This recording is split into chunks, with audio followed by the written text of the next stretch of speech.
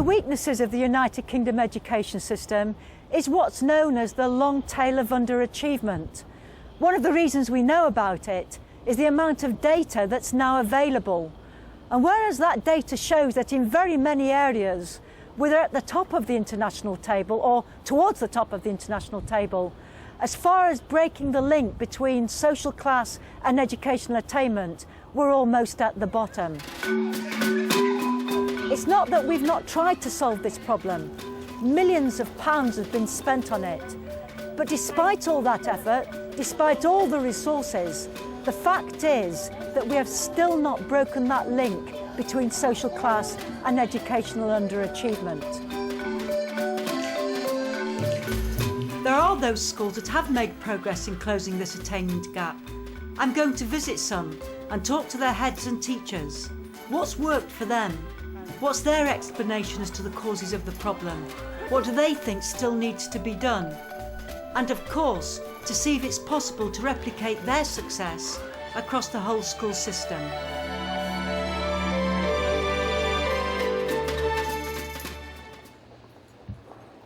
Groups of children underachieving isn't a new problem, but there has been a lot of research published recently. Robert Casson is the joint author of a report published by the Joseph Rowntree Foundation. We found, contrary to what you hear a lot of the time about badly performing ethnic minorities, that by many measures the white British children are doing much worse than they should. And really what our report is about poverty and disadvantage, and it's those children who are behind before they ever get to school, whose problems are not being picked up in primary school, and then various ways in which disadvantage is unhelpful to them in secondary school. So yes, it runs right the way through. Of course, lots of them make it. I was going to say that there's a real danger, isn't there, that we almost imply all poor children do badly. Of course, children from less affluent backgrounds can and do succeed. I spoke to Professor Stephen Gorard from the University of Birmingham about the difference in attainment in children from similar backgrounds. I think children can learn very early on in their lives from their peers, from their family, from everything that's going around them, whether education is something for them or not. So perhaps not reaching their full potential because they're just thinking, actually, this is not for me. Yeah, but to some extent that's almost an attitude thing. So you could have somebody who's from the poorest of backgrounds but had that attitude at home that education is for me. And I think what you're saying is those are the kids from the deprived backgrounds who do actually achieve. Of course, yes. There's nothing determinist about this. So the attitude, if you like, outplays the deprivation or the background. I think it can do, yes. The academics agree.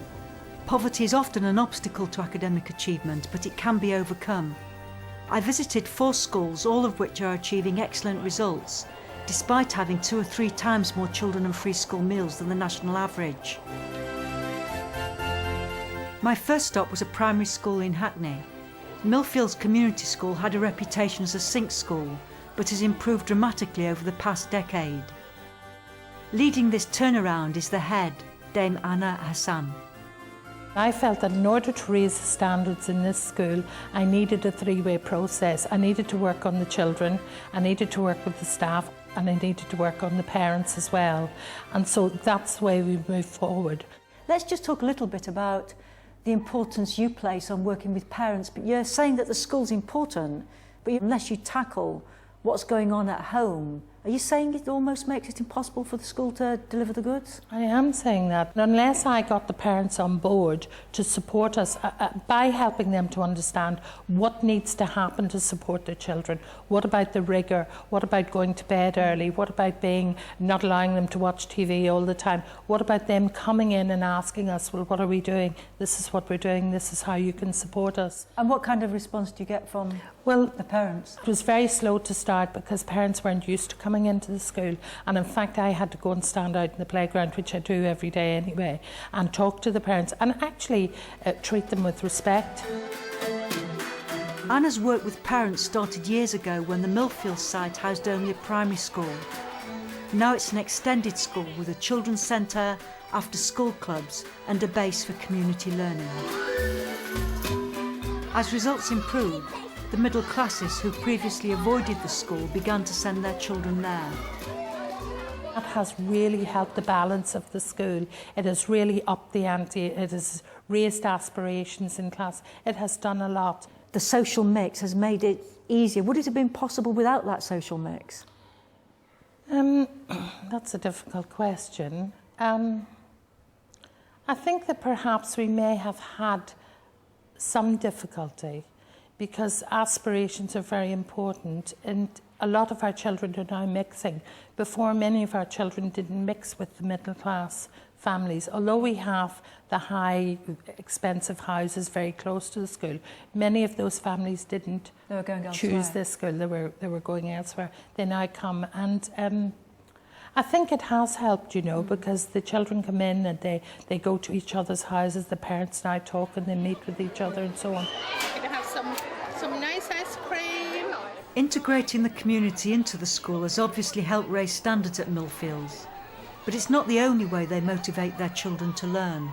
Okay, so very pleased to have a green garden in our school. Oh, it is green. Kim Price, responsible for extended services at Millfields, showed me round their new roof garden. We've got our wormery, which children are completely fascinated with. Oh, wow. The garden is not just used for growing plants, fruits and vegetables. It's also used for art classes and even inspires the children to eat healthily. We have one child who didn't eat any vegetables at all, and he loved them, wolfed them down, so we sent some green beans home with him for his parents to give him for tea that night. We'll do that now. Yes. Yeah. And to see the little ones up here with watering cans watering, it's just beautiful.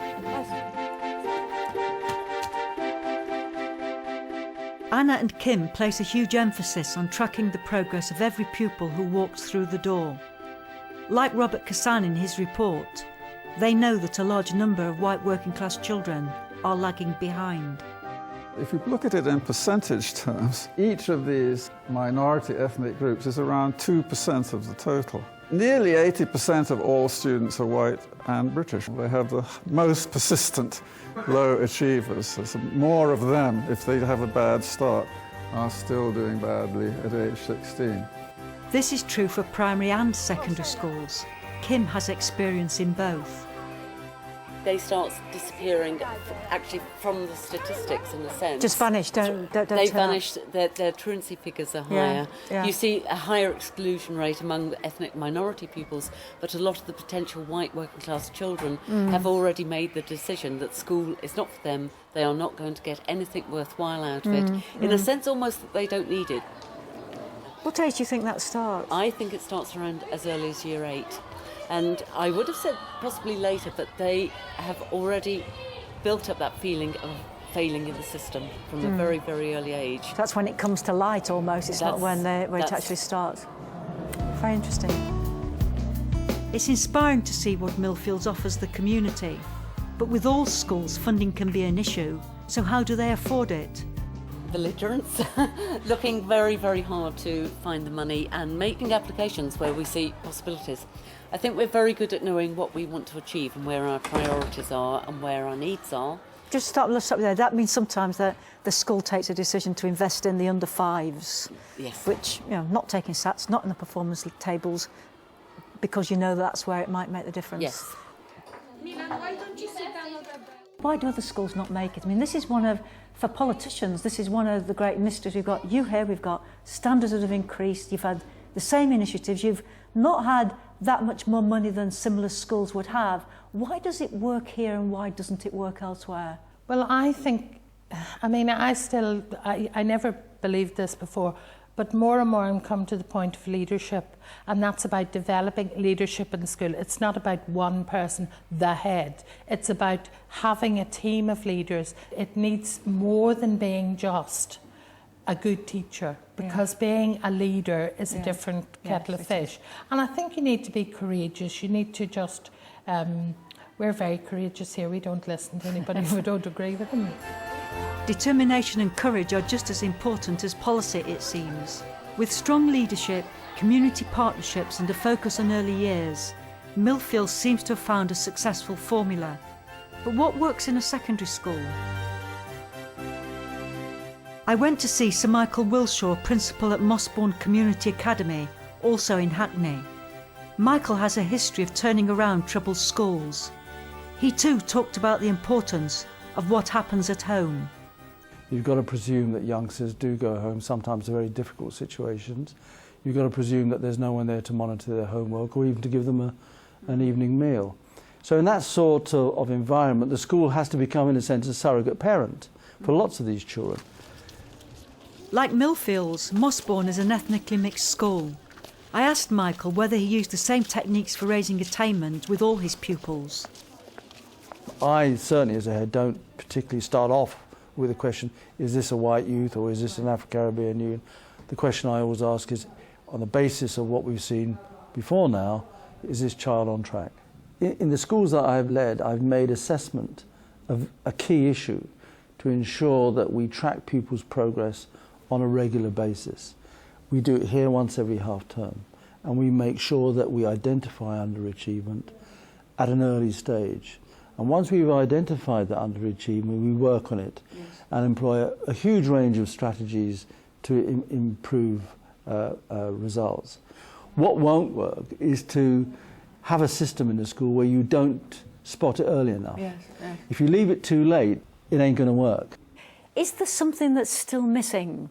Do you wake up in the morning and think, if only the government would do that, or if only research told us that? What I don't want is to turn up tomorrow morning and have another wad of paper on my desk announcing another major initiative.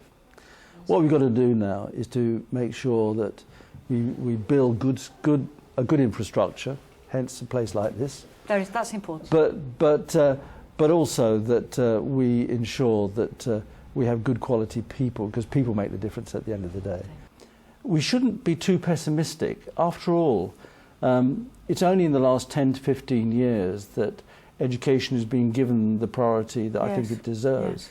Now there's a political will to make the difference. Now more money is coming in, and people are worrying in the way that they're doing at government level about the attainment gap and about reducing it. I think you'll see over the next 20 to 50 years major improvements in closing that gap. That seems a long time, but I suppose it is a generational change. One of the most striking things about Robert Casson's report was what it said about a group of white working class children who fall behind by the age of 3 and never catch up. Stephen Gorard explains why he thinks this happens. There are particular families, and they're living in particular areas and regions of the country, who have, say, several generations who've left school at the earliest opportunity and have minimal educational qualifications, and perhaps have long-term histories of unemployment.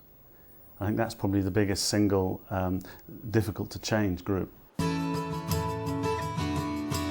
I went to Sunderland, a city rebuilding itself following the closure of its mines and shipyards. It's predominantly white, with very little inward migration, from either overseas or from other parts of the United Kingdom. Its results are improving significantly, but still too few young people carry on in education after leaving school.